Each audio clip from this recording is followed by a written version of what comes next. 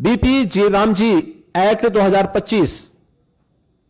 अगर हम इसकी उन विशेषताओं को देखेंगे, एक पारदर्शी प्रक्रिया, रोजगार सृजन की अधिक गारंटी और ग्रामीण क्षेत्र में अस्थायी परिसंपत्तियों के निर्माण के लिए यानी ग्रामीण इंफ्रास्ट्रक्चर में वृद्धि करने के लिए एक महत्वपूर्ण अधिनियम पारित हुआ है और यह विकसित भारत की आधारशिला बनेगी। विकसित भारत का लक्ष्य तभी साकार हो सकता है जब राज्य विकसित होंगे। राज्य विकसित तब होंगे जब हमारी आधारभूत इकाई गांव है ये विकसित होंगे। ग्रामीण अर्थव्यवस्था को जब हम सशक्त बनाएंगे, किसान हमारा आत्मनिर्भर होगा, श्रमिक को सामाजिक सुरक्षा और उसको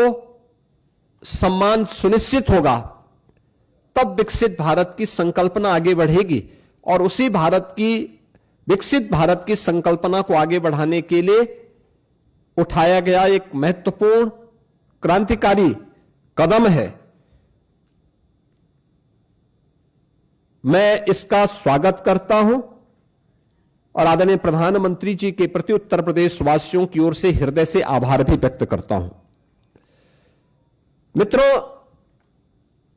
यह नया कानून बनना इसलिए आवश्यक था क्योंकि जिस मनरेगा की चर्चा कांग्रेस और उसके सहयोगी दल आज ढोल पीट करके कर रहे हैं, हमें उनकी उन विफलताओं की भी चर्चा करनी चाहिए और उसके बारे में भी सोचना चाहिए। खासतौर पर अधूरी और अस्थायी परिसंपत्तियां जिनका कोई दीर्घकालीन लाभ नहीं, फर्जी जॉब कार्ड, फर्जी हाजिरी, भुगतान में कटौती जैसे व्यापक भ्रष्टाचार की शिकायतें हर एक जनपद से और हर ग्राम पंचायत से ये सुनने को मिलती थी। कमजोर सोशल ऑडिट और शिकायत के निवारण की भी कमजोर व्यवस्था, प्रशासनिक क्षमता की बाधाएं, मजदूरी में देरी जैसी समस्याएं इसमें लगातार चलती गई। खेती के मौसम के समय किसानों को मजदूर की संकट देखने को मिलते थे और एक श्रमिक जो ईमानदारी से काम कर रहा है जब उसको काम की आवश्यकता है तब काम की गारंटी नहीं मिल पाती थी और अगर उसने काम भी किया है तो उसको समय पे भुगतान नहीं होता था। रोजगार सृजन का विकास और अस्थायी परिसंपत्तियों के निर्माण का एक अस्थायी मैकेनिज्म इस योजना से बनाने में पूरी तरह विफल रही हैं। अब रोजगार केवल राहत का माध्यम नहीं, अभी तो यह विकास और आत्मनिर्भरता का भी आधार बनेगा। यानी आपने देखा होगा इससे पहले मनरेगा में क्या करते थे,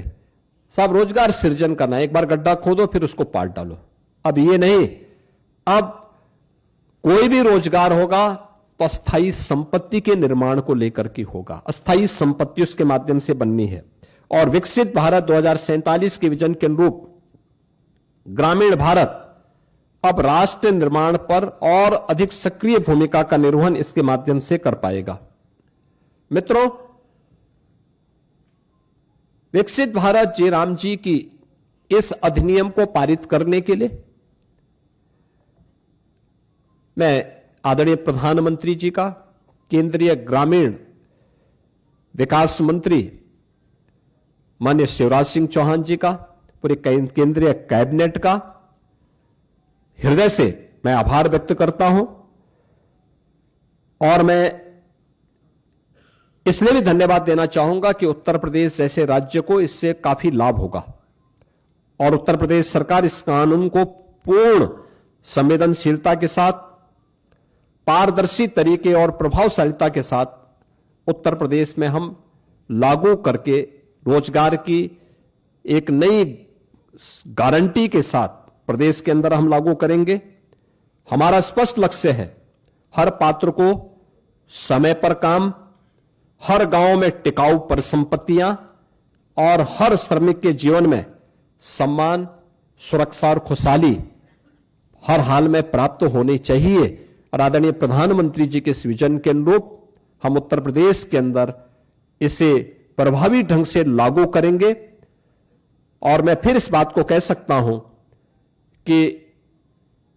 विकसित भारत जिनकी संकल्पना में नहीं है, श्रमिकों का हित और किसानों का हित जिनके एजेंडे में कभी नहीं रहा है, ग्रामीण भारत का विकास हो और हर नागरिक को सम्मानजनक जीवन जीने का अधिकार मिले, ये जिनके एजेंडे में कभी नहीं रहा है, वे लोग तमाम प्रकार की भ्रम की स्थिति पैदा करना चाहते हैं और वही लोग इसका दुष्प्रचार भी कर रहे हैं।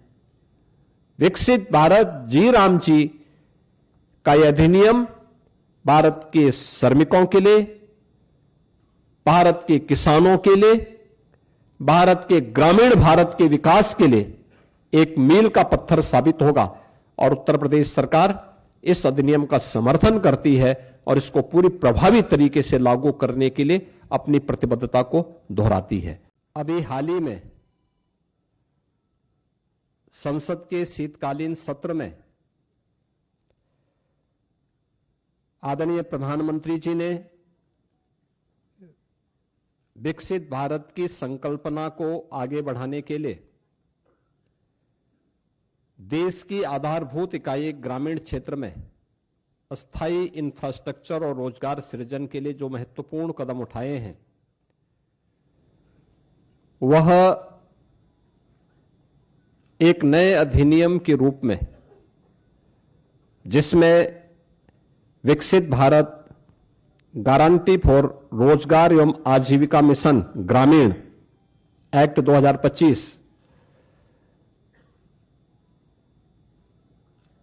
इस बात को लेकर के एक महत्वपूर्ण अधिनियम पारित हुआ है जो भारत के ग्रामीण विकास की दिशा से एक मील का पत्थर साबित होने जा रहा है। मित्रों, ये प्रेस वार्ता करने की आवश्यकता इसलिए पड़ी है क्योंकि जिन लोगों ने देश के अंदर लंबे समय तक देश के संसाधनों पर डकैती डाली, देश के एक गरीब को भूखों मरने के लिए, देश के नौजवान को पलायन करने के लिए, बेरोजगारी का दंश झेलने के लिए मजबूर कर दिया था, वे लोग इस प्रकार के रिफॉर्म का और इस प्रकार के एक पारदर्शी और ग्रामीण भारत के विकास का और विकसित भारत की संकल्पना का समर्थन करेंगे तो कहीं उनकी पोल न खुल जाए, क्योंकि फिर जनता जनार्दन उनसे प्रश्न करेगी कि आखिर तुम्हें भी तो मौका मिला था, तुमने ये क्यों नहीं किया। कांग्रेस और उनका इंडी गठबंधन इस महत्वपूर्ण अधिनियम को लेकर के कई प्रकार के प्रश्न खड़ा कर रहा है। आश्चर्य होता है कि देश के हित में, श्रमिकों के हित में, किसानों के हित में, गांव के विकास के हित के लिए उठाए गए जिस महत्वपूर्ण कदम का समर्थन होना चाहिए, जिसका स्वागत होना चाहिए और आदरणीय प्रधानमंत्री जी के प्रति एनडीए के प्रति जिस इंडी गठबंधन को आभार व्यक्त करना चाहिए, आभार व्यक्त करने की बजाय वह भ्रष्टाचार को प्रोत्साहित करने के अपने पुराने कारनामों को ही खुल के समर्थन कर रहा है।